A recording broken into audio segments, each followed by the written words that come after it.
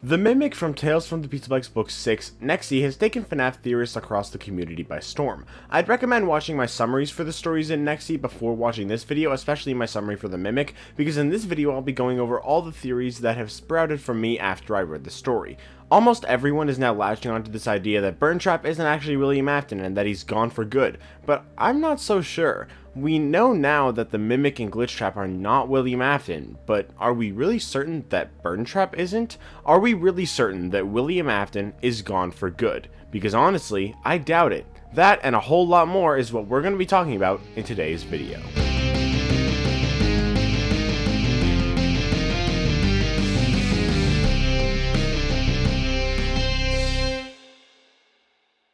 The Mimic made its first appearance as a burned and damaged endoskeleton in the Tales from the Pizzaplex epilogues with a replaced head delivered to the under construction Freddy Fazbear's Mega Pizzaplex, which ended up going rogue and murdering a bunch of members of the construction and renovation crews. It ends up being locked in the burned down Freddy Fazbear's Pizza Place that the Pizzaplex was being built over, only for a group of teenagers to sneak in and find themselves trapped with the endoskeleton in the building, which began killing them one by one. It wasn't until Epilogue 4 that we actually learned that this endoskeleton was either a Mimic Model 1 or 2 and could expand and contract to fit in any costume. That was the extent of the information that we had about this thing at the time, besides the fact that it is clearly the endoskeleton that would later be used for Burntrap. Fast forward to the Storyteller, the second story in Tales Book 5, the Bobbydos conclusion. The Storyteller's main character was Edwin, whose company had failed and been bought out by Fazbear Entertainment decades ago. Fazbear decides to install the Storyteller, an animatronic that would sit in a baobab tree at the center of the Pizzaplex and would auto-generate stories. Edwin was suspicious of the project, so he investigated and found that the animatronic's behavior was being altered by the Storyteller, which was running a program called Mimic 1. Edwin was greatly afraid of the program, leading many to believe that Edwin was the one who created the Mimic. But now, with the release of the story in Nexi called The Mimic, we now know exactly what the Mimic is. Edwin had built the Mimic 40 years prior to the Storyteller to entertain his son David while he worked on animatronics for Fazbear Entertainment. The Mimic would essentially copy everything it observed. However, Edwin's son died, but the Mimic still imitated what he did, so in a fit of rage, Edwin destroyed the Mimic with a metal pipe. Months later, Edwin had abandoned the factory he lived with David in, and Fazbear employees were sent to clean up the mess he left behind. However, the door shut and locked them inside with the Mimic, who killed them all. The Mimic killed them basically using all the things that it had learned from David, only he did all these things aggressively due to witnessing the beating Edwin gave it itself. Since it imitated what it saw, it imitated Edwin's aggressiveness. However, the Mimic 1 program had appeared in the Storyteller as the program that caused the animatronics to act strangely, something we know in the games to have been caused by the Glitchtrap virus. The Mimic 1 program is the Glitchtrap virus. Given Glitchtrap and Help Wanted recreated William Afton luring the children to the safe room, it is safe to conclude that the Mimic, and in turn Glitchtrap, is not William Afton, just a program mimicking him, likely due to him witnessing William lure the children during the missing children incident, mimicking what it saw. But how much of this is actually accurate to the games? Well, all of it, because the stories and Tales from the Pizzaplex take place within the game's timeline. I've made 2 different YouTube shorts on this topic before, so it's pretty easy to explain all the evidence. When Tales from the Pizzaplex was first announced, they were said to be in the world of the newest games, meaning that they'd take place in the game's continuity. However, this description was changed, so how can we trust this? The answer to that question has been answered by both the contents of the stories and Scholastic themselves. The story Help Wanted tells the story of something we know from FNaF VR, where there's an indie game developer who made games making fun of the old Freddy's murders. Within Help Wanted, there are game modes for the first 3 FNaF games, but nothing further. There's some games that are similar to some from FNaF 4 and Sister Location, but there's no game mode for those games themselves. In Help Wanted the story, we have an indie game developer hired by Fazbear Entertainment to make games to make fun of the old Freddy's murders, just like is talked about in FNaF VR. However, Steve was hired to make 4 games, but on the night that he finished the 3rd game, he dies, meaning the 4th game was never created, explaining why there's only FNaFs 1 to 3 in FNaF VR. Some other stories like Somnophobia and Bobbydos describe exactly what we see the Pizzaplex like in the games, and the epilogues perfectly match what we see in Security Breach with the pizza place under the Pizzaplex. A bottle of water is also mentioned in the first epilogue, which we see a lot of in the pizza place in Security Breach. There's also the GGY story, which has both the GGY name on all the arcades as well as a guy named Axel whose initials are ABC and is pretty high up on the scoreboard. And in Security Breach we can find arcades with GGY as the top scorer, and we can even find ABC. However, what about Scholastic? Well, recently NTOM actually emailed them asking about the change in description, to which they responded saying that the description was not changed because of it being inaccurate, but simply because of the marketing. They've said in the past that the descriptions and marketing stuff like this was provided by Scott, meaning he was the one that claimed Tails was in the games, and Scholastic were the ones who changed it. Tails being claimed to be in the games still applies to the series. And finally, there's the Storyteller's Tree. Many people ask, well, if Tails is in the games, then where's the Storyteller's Tree in Security Breach? But the issue with this argument is that the Storyteller takes place in the early years of the 5 years the Plex is open, meaning that there's plenty of time for it to be removed. Just because it isn't there doesn't mean it never was, and there actually is definitive proof that it was, something that everyone overlooked until very recently. In Princess Quest, right at the end, we unlock a door that leads to Glitch Trap. However, this door has an interesting pattern on it. It almost looks like... Wait, that is a baobab tree. The Mimic virus, aka the Glitch Trap virus, is spread through the Pizzaplex using a baobab tree in the Storyteller, and there's a baobab tree on the door leading to Glitch Trap. That settles it. Tales from the Pizzaplex is in the game's timeline. However, a problem many people have with this is that it could potentially prove that the Fazbear Frights Stitchline stories, which are the Stitch Wraith epilogues and all the stories connected to them, are in the games too. I've made 2, or technically 3 videos in the past about why I believe this not to be the case, but after one small detail in the Mimic, I regret to admit that I am now a believer. That's right, I now believe that the theory known as Stitchline Games is true. Don't believe me? One of the most controversial parts of the Stitchline Games theory is the existence of the character Andrew, who's clearly meant to represent or be the one you should not have killed from Ultimate Custom Night. However, there's a lot of evidence suggesting that Cassidy is actually the Vengeful Spirit. However, our mistake was assuming that the one you should not have killed and the Vengeful Spirit were the same person. This is actually a theory that I crafted back when the Man in Room 1280 first came out, but it hadn't gained any traction then, and I didn't believe the theory for very long. Back then, I believed that the 2 spirits were Cassidy and the bite victim, but the theory became popular when Stitchline Games grew, but instead had Andrew and Cassidy be the spirits in Ultimate Custom Night. This theory is known as UCN Duo, and it makes sense. In Ultimate Custom Night, it's made extremely clear that Golden Freddy is in control of the situation, which is why it's so strange to have Andrew be wearing a green alligator mask. Throughout the series, spirits always wear the masks of the animatronics that they possess, so why would Andrew be wearing an alligator mask unless he possessed an alligator animatronic? Since these books are made to fill in gaps, this would imply that both a spirit possessing Golden Freddy and a spirit possessing an alligator animatronic were in control of William's torture, and while there are only 2 brainwaves in William's head by the Man in Room 1280, it's extremely possible that Cassidy has already left Ultimate Custom Night, which makes sense given what we see in Ultimate Custom Night itself, where Old Man Consequences tells a Golden Freddy silhouette to rest, and then the final cutscene is Golden Freddy disappearing into fog, implying that Cassidy leaves. Now, I've been saying that the Vengeful Spirit is Cassidy, but what actually implies that she is the Golden Freddy spirit here? Well, I just mentioned that Old Man Consequences minigame from Ultimate Custom Night, but something very similar to that is what we see in Princess Quest, where Cassidy, the princess, is told by Old Man Consequences to sleep, just like how Golden Freddy is told to rest. Plus, as we've talked about, Andrew isn't Golden Freddy, and the bite victim is likely Golden Freddy in my opinion as well, but he wasn't killed by William, leaving only Cassidy. Not enough? The name Cassidy was first found in the logbook, but the name wasn't confirmed until the 4th Closet. Interestingly enough, the 4th Closet released 1 day before Ultimate Custom Night did, and in Ultimate Custom Night, we find the Vengeful Spirit. There's also the fact that the one you should not have killed is referred to as a male, and while there are explanations for this if Cassidy is the one you should not have killed, it works better if it is just a male spirit. But the Vengeful Spirit, their gender is supposed to be up for interpretation, and it sounds much more feminine, which makes sense if it's Cassidy. Almost everything points to there being 2 different spirits in Ultimate Custom Night, Cassidy and Andrew. They're not just alternate universe versions of each other, they're their own characters. However, all of this is not why I now believe Stitchline Games. In fact, I believe all of this because I now believe Stitchline Games, not the other way around. No, the reason I believe Stitchline Games is because of a very small detail that we see in the Mimic. Edwin's job is to use the costumes Fazbear Entertainment sent to him and turn them into animatronics. He does this with Chica, Foxy, and Bonnie in this story. However, one of these costumes that would be turned into an animatronic is an alligator costume.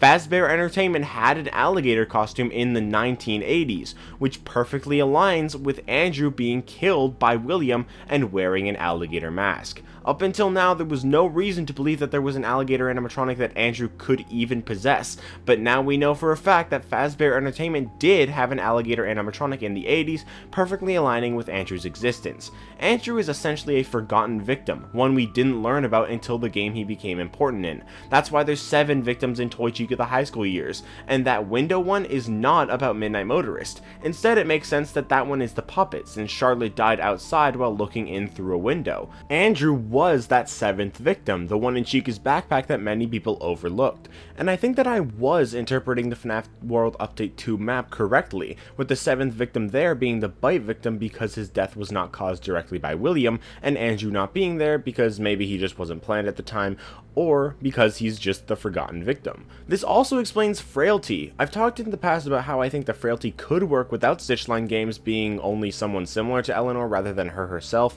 and while I think that that could be true, like the one you should not have killed being male, it just works better under Stitchline Games. Stitchline Games, much to the dismay of my past self, is the most likely option. However, the main thing that people like about Stitchline Games is that it provides a lot of filler between FNaF 6 and Help Wanted. However, is that actually true? Think about this. The second half of the Mimic takes place sometime after Christmas, as we know from the tape that Dominic finds, and given he doesn't have much reaction to that, it's clear that the second half of the Mimic takes place probably in January or later of the following year. Edwin in the Storyteller is 64, while he is 24 in the Mimic. Since the Mimic needed to witness the missing children incident in 1985, the second half of the Mimic must be in 1985 while the prior half was in 1984. Taking into account the calendar and security breach and the fact that the Pizzaplex has been open for 5 years, that places the Storyteller and therefore the opening of the Mega Pizzaplex in 2024, with security breach having to take place in March of 2029. What this essentially means is that there is no need for filler between FNaF 6 and Help Wanted, because FNaF 6 leads almost directly into Help Wanted, which happens very soon after, and the man in room 1280 tells us that the burned man has been in the hospital for many years, which does not make sense if the Stitch Wraith stuff all happens between FNaF 6 and Help Wanted. There isn't any time for that to happen. There's also the fact that Freddy tells us Vanessa brought him down there to clear the path. Because the labyrinth of FNaF 6 is under the building, everyone was trapped down there, meaning there was no way for Afton to have come out of the building and gone to Heracles Hospital. Much evidence also seems to suggest that the missing children and Charlotte are still around by the time of security breach. If you want to know more about that, then check out this video. However, the puppet is still around in the Stitch Wraith stingers and gets set free. The puppet gets freed in Happiest Day along with the other missing children, meaning that they all disappear at the same time. If they're still here by security breach, then they couldn't have gotten free during the Stitch Wraith stingers if they were before security breach, unless of course they weren't before security breach. Larson in those Fazbear Frights epilogues claims that the burned FNaF 6 location was, quote, so far in the past it was almost ancient history in the department. If the Fazbear Frights epilogues were before security breach, then they would have to be mere months after FNaF 6, which does not make any sense with any of the context that we are given, especially the man in room 1280 with the man being there for several years. What's further is that the final Fazbear Frights epilogue shows Larson in a room suspiciously similar to the attic from Lally's game, and in Lally's game at the end of the story, a shadow with piercing white eyes appears in that attic. That implies that Eleanor is the cause of Lally's game, but the problem with that is that Eleanor dies at the end of Fazbear Frights, so if the Frights epilogues are prior to security breach, then that makes no sense, because Lally's game is long after the Pizzaplex closes down. This is all to say that the Fazbear Frights epilogues take place after security breach and after the Pizzaplex shuts down. Surprisingly, this would actually make a lot of sense. The only real holes it creates are the absence of any mention of the Pizzaplex in the epilogues, as well as the puppet being under FNaF 6 in security breach yet being in the evidence locker for the FNaF 6 fire with the police.